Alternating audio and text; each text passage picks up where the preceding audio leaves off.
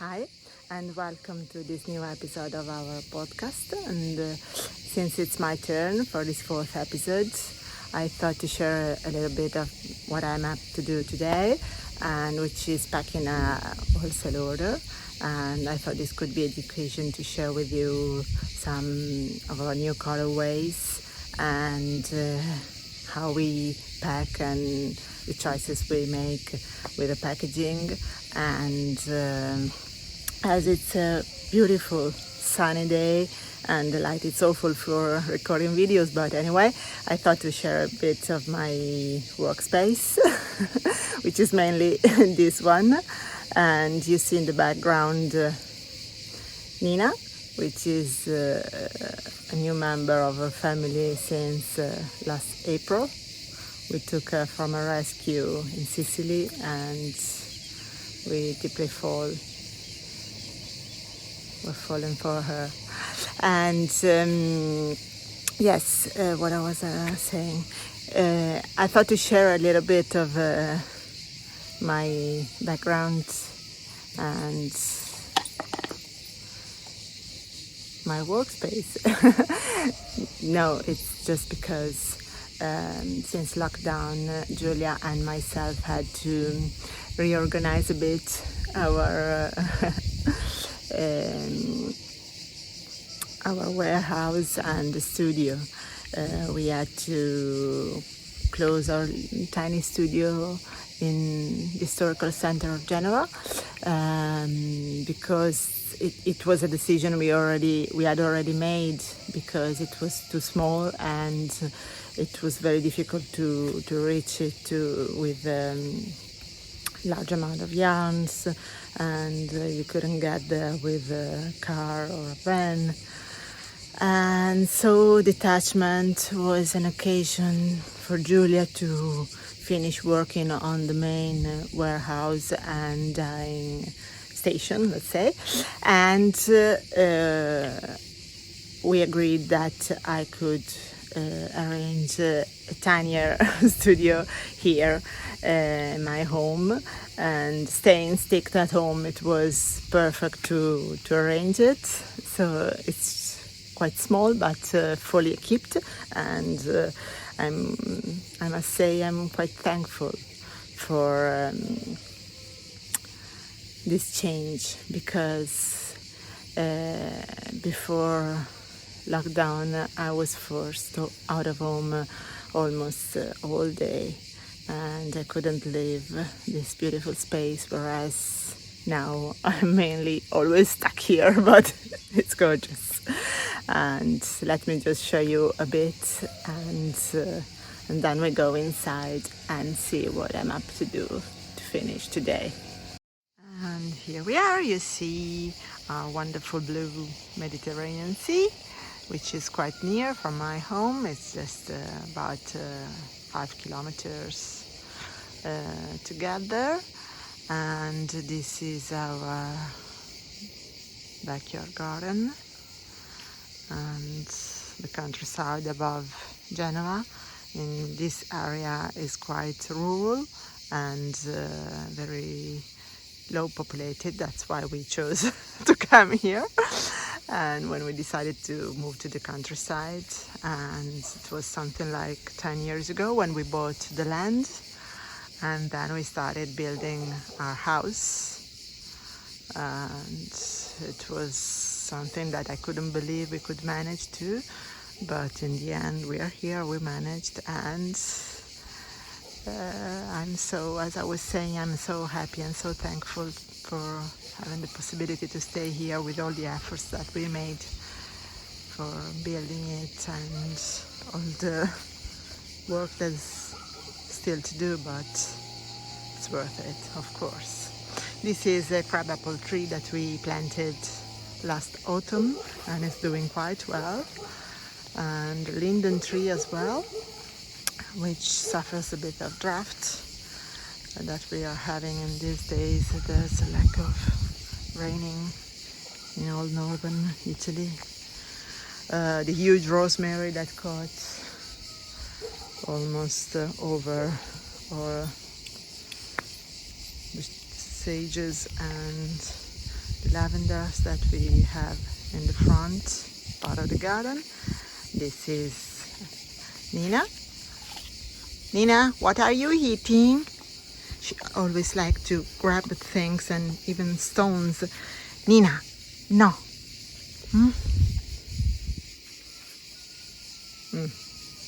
And my workspace is just in the laundry room, but it's perfect. I have a dining room with a view, so I can't complain. And there we go.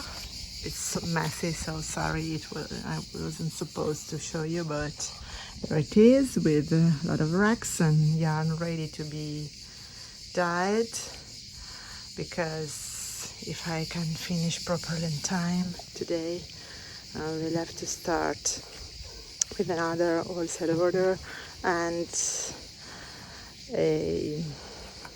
some skeins to put in the shop for the sales that we are having on the 23rd of July. And so there it is, the space I work from. Well, now you can see it because the yarn is already ready to be packed, but when I prepare an order I mainly stay outside even in winter because it's quite warm, and the front part of the garden faces south, so it's always sunny here, and so I mainly work outside always. But now I will have to show you my other favorite workstation inside. And here we are. So my other most favorite place to work in, actually inside, is my living room and mainly floor. Yes, I like to line all the skeins ready to be packed. I will show them properly in a while. And yes, I must admit that starting to work from home taught me to accept more my laziness and unconventional attitude to things, but I was much stricter and more precise, and I really asked a lot from myself. And now I found out that even taking it a bit more lightly and slowly, it won't change, getting to the point, and you live far better. Well, I had to get to 44 years to achieve this I would say consciousness, and there's still a lot to do. But I'm happy to share that I love to sit on the floor when labeling the skins and packing the orders, watching perhaps Netflix, or listen to an audiobook, and it's just fine. It's just fine like this, because there are other moments when to concentrate and to stick on the desk, at the desk, but if you don't have to, just don't do it. So I was divagating as always, sorry. I thought today was a good occasion to show you a bit of shades and of how we prepare wholesale orders. As I was saying when I was outside, Julia and myself just reorganized all our duties and all our activities, and as my warehouse is much smaller than hers, and the dyeing station, as you saw, is a little tinier, just a little. We basically divided the dyeing process in wholesale for me and retail and website for her, but that's not so strict because as I told you before, today I'm going to dye some batches for shop update and the sale that we're having, and sometimes she helps me if we get a very large order and we lack of time, and so just being the two of us, it's really helpful to share and help each other when needed. So what do we do when we prepare an order?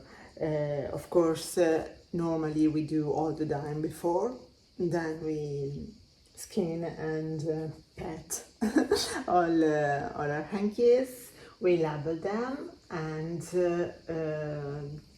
then they're ready to be packed. I wanted to show you a little bit of more of our labels because you perhaps will, I have seen a sneak peek that Julia started to share on Instagram, because we just designed our current labels. If you, just when we started, I think, and they contain just the basic information and simply just are folded around the skin and closed, sealed with a sticker with colorway, blend composition, and yardage and so on. We decided to work with a very talented and dear friend, Silvia Robertelli, which is an illustrator that already made some postcard for us and our logo.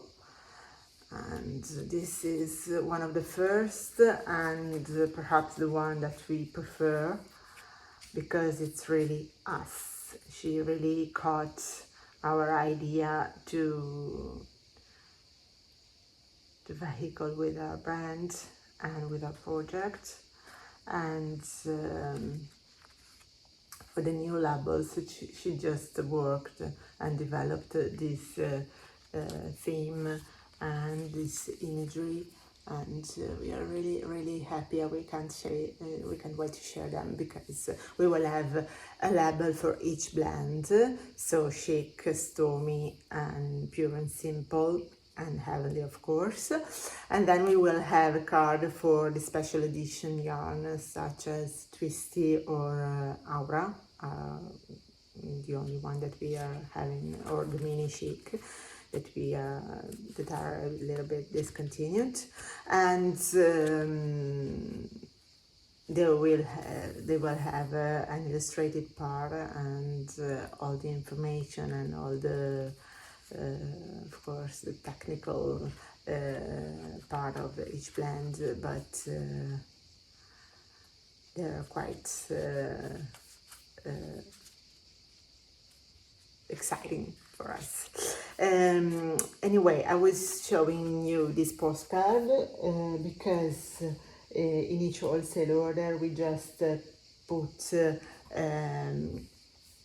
a good bunch of cards according to the period we worked with other illustrators, such as, for example, Giorgia Pallaoro, that designed this lovely one for last autumn and winter, and you might have received one if you made an order in that period.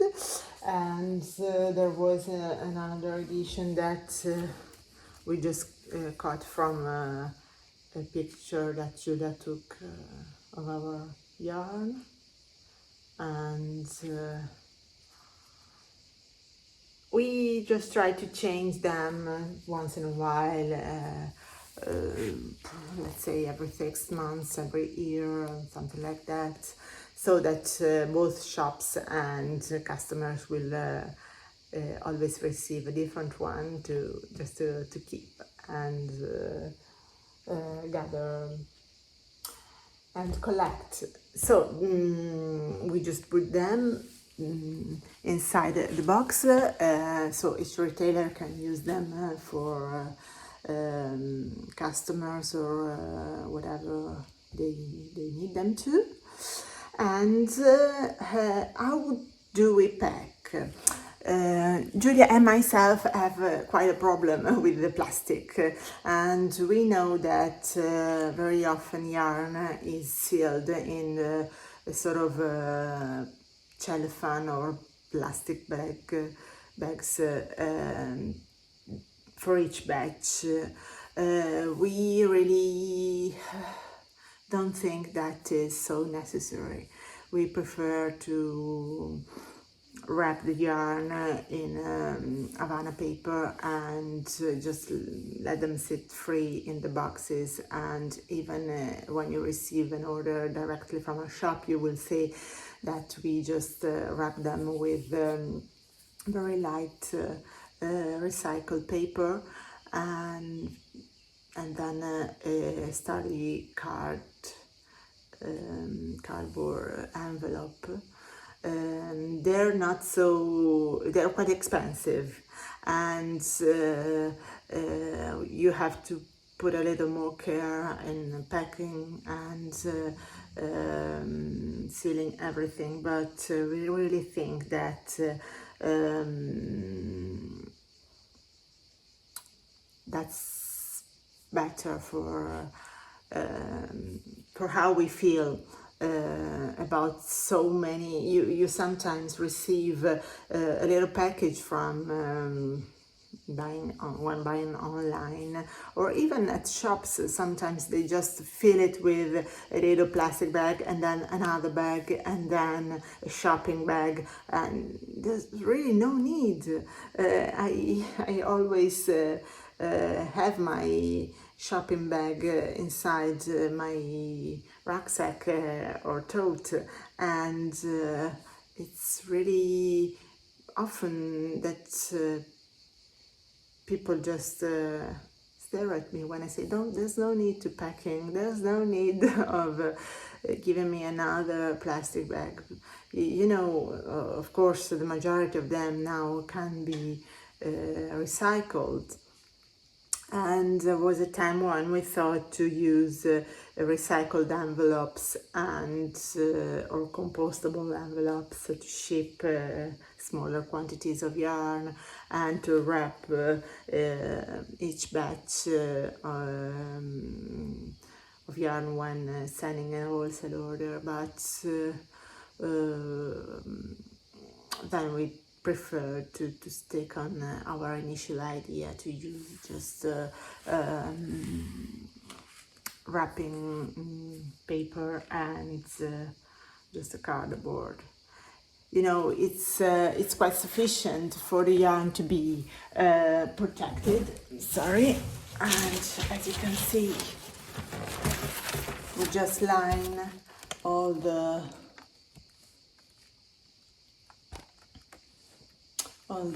box with this Havana paper, so that there won't be any problems when cutting the tape to open, and the yarn will be protected.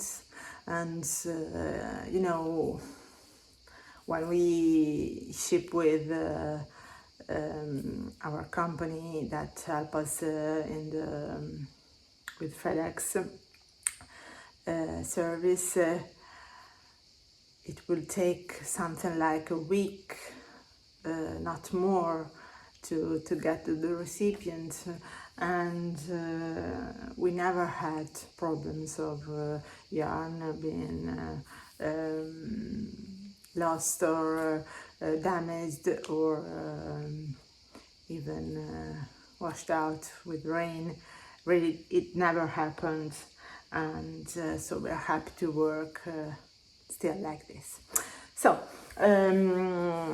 a part of all this presentation of our packaging and our environmental feelings about packaging, let's talk a bit about colorways.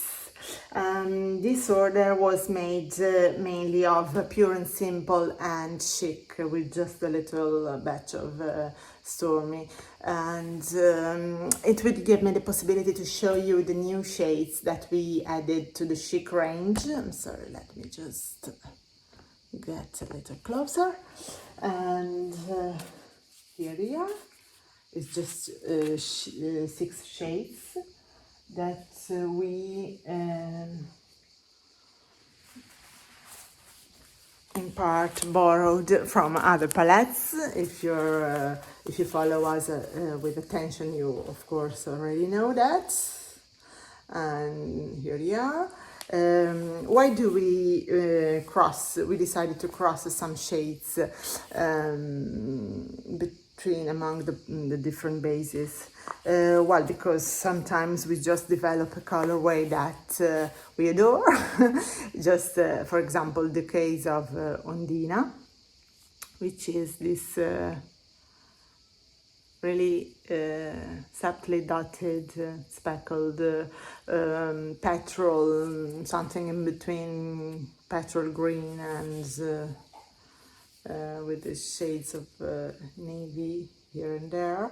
And this was born initially for the Twisty last summer, but it was really awesome and we loved it. And when we put it on the Chic, we just fell, of course. And I think there will be a possibility to have it also on the Pure and Simple in the next future. I don't know, we haven't decided yet. Same thing happened for Selene, which is this grayish slate light blue with speckles of brown, rust, and yellow and deep blue. And it's funny because we know that for example, speckles and overdying behaves very differently in all our blends, in our bases. For example, I have here a couple of cakes of the Twisty because I'm working on a pattern with that. And this is Ondina and this is Selene. And in Selene you can see much more defined dots and speckles also in the thread, and that's because of the I'm sorry, it doesn't get to focus, and that's because the twist and this yarn was made with makes it more likely to keep the dye once you sparkle it and stays there. Whereas in the Chic, the tension and the twist is much looser, and that's why they are so bouncy and airy, and we love them for this. But it means that the colors dots just splash a little bit more. And so a very different effect occurs, though the color is just the same. The third color that we borrowed from the Twisty is Euridice, and in this case too you see the dots and splashes and the little shades melting with the pink base. I really adore this colorway, and I just can't say that I'm about to cast on my summer project will be the Scout Shawl by Florence Sperling Designs, and two of the shades I chose are Euridice and Ondina on the Chic base, because I just love them. The fourth colorway, we just borrowed it from the Pure and Simple base instead. It was the shade that we released for, if I remember correctly, it was from India Across the Pond show that we attended at the beginning of the last spring. And again, you see how different is the effect of blurring and melting of each spot of color on the chic base and this peachy warm. And the last two were, well, actually Lila is a brand new shade. We just wanted to give it a try to lighter purple, and we found this combination, which is a little subtly variegated and very, very intense anyway, though being a bit lighter. Like all the chic palette, if you get used to it, you know that we develop this collection with quite brilliant and vibrant shades. That was our initial aim for this base, and we're sticking on it, just also to compensate with the grays of the Stormy and the pastel tones and more delicate tones of the Heavenly, that are our other fingering bases that can be easily matched with the Chic.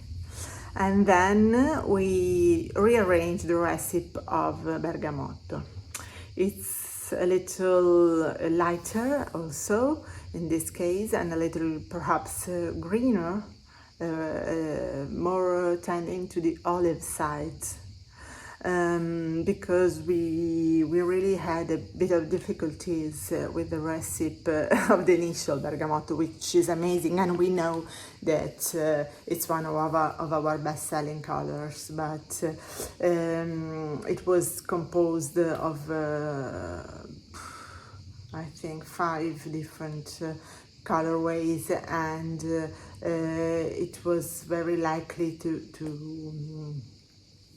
be different each time. And you know, we are quite peaceful about it, because as we hand dye all of our shades, we know that each batch is different, and we know that you are used to that, so that it's not a problem. But anyway, we want it to be a little bit more self-assured that there was a better recipe to work with steadily and with no issues. And so these are the 6 new shades, and this order contains also some older ones that make a really lovely choice. Actually, Carbone and Hortensia were released last autumn, and as we published, and we are going to make kits for next shop update in late July, we will be having kits for the Junction sweater that was knitted with this with these 2 shades, and so the retailer wanted to have them to make kits as well. And we're very happy, because I knitted that sweater along all autumn and winter, but we didn't manage to make proper photos until we met on February when we released the first episode of the podcast, and we took some pictures outside here in the garden. And actually, we thought that it was a special result with these 2 colorways, and we waited for the best moment to release some kits for this lovely sweater, and that was the time by now. and the other two shades are Sartia and Boccioli. Boccioli is one, they are both with us, not from the strict beginning, but a little less ahead, and a little bit ahead, and they were chosen because together with Luce they make the perfect kit that we had, that you can see on our Ravelry page, is the Embers sweater, and it's one of my favorite sweaters actually, and we are happy that our retailers also just decided to build some kits with our suggestions. That's quite important for us. Talking about color definitions and how they behave, I will show you quite briefly, because time is running fast, some shades of the Pure and Simple. We will talk about this base and more accurately in another episode for sure. Also because Julia last autumn went to visit shepherds that are behind this gorgeous wall, and there will be a lot to say. But anyway, just to finish the reasonment that I had in mind, you see the single ply structure that we chose for this base, which is 100% wool, takes the dye even more differently than the other ones. And if you're used to work with a superwash wool, and that often comes in a single ply structure, you will see that this is quite different, because though it keeps a very precise stitch definition, it also has the wonderful bounce inherent to wool fiber, and because it has no treatment like all of our bases, that's a point that we are really fond of. And so there's a little bit of splashing, and in some other occasion dots are very definite, but that's what we love about working with natural fibers. And I think that the experience that we're achieving just through the work and through the dyeing and through the pairing with the meal to find new ways, new bases and new composition, is so important for us to get to know better what to expect and what to do with our own blends. And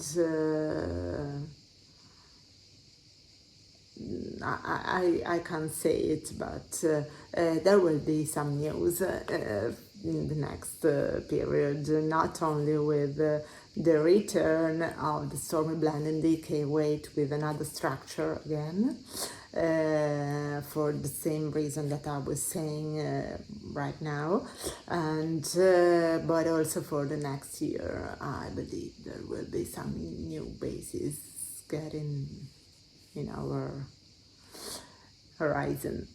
So anyway, time is really flying, and I won't bother you anymore. Thank you for joining me in this episode, and until next time, ciao.